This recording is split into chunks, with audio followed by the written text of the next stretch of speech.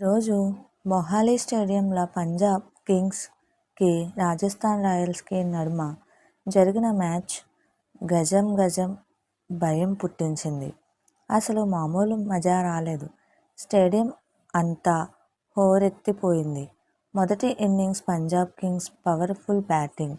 Toss గెలిచిన Rajasthan captain rayon Parag మీరే ముందు బ్యాటింగ్ చేయుర్రి అని పంజాబ్కి చెప్పిండ్రు.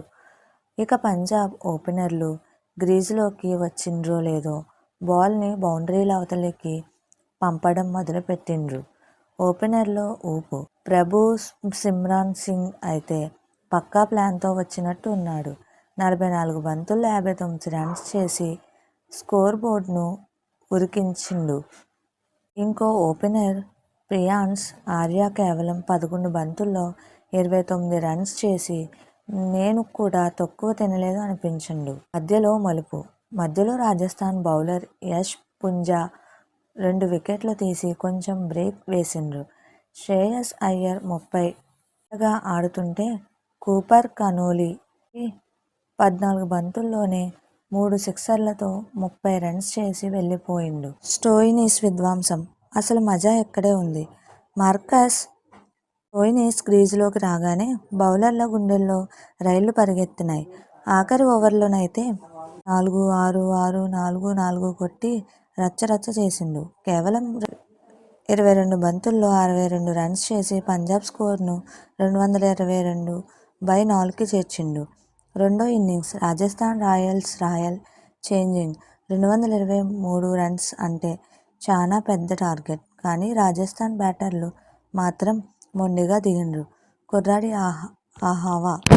15 ఏళ్ల చిన్నోడు వైభవ్ సూర్యవంశీ ఆడిన షాట్లు చూస్తే ముసలోళ్లకైనా ముచ్చట వేస్తది. 16 బంతుల్లో 43 రన్స్, 5 సిక్సర్లు చేసి పంజాబ్ బౌలర్లు కాన్ఫిడెన్స్ దెబ్బకొట్టిండ్రు. జైస్వాల్ జోరు. ఇంకో పక్కన యశస్వీ జైస్వాల్ 51 తన క్లాస్ చూపిస్తూ హాఫ్ సెంచరీ కొట్టిండ్రు. మ్యాచ్ మధ్యలో పంజాబ్ స్పిన్నర్ యుజ్వేంద్ర చాహల్ 3 వికెట్లు తీసి గేమ్ని మళ్లీ పంజాబ్ వైపు తిప్పుతాడేమో అనిపించింది. Finishing touch. కానీ రాజస్థాన్ దగ్గర డొనోవన్ ఫెరీరా ఉన్నాడు కదా, బాల్ ఎక్కడున్నా సరే బాదుడే పనిగా పెట్టుకున్నాడు. 26 బంతుల్లో 52 రన్స్ చేసిండు.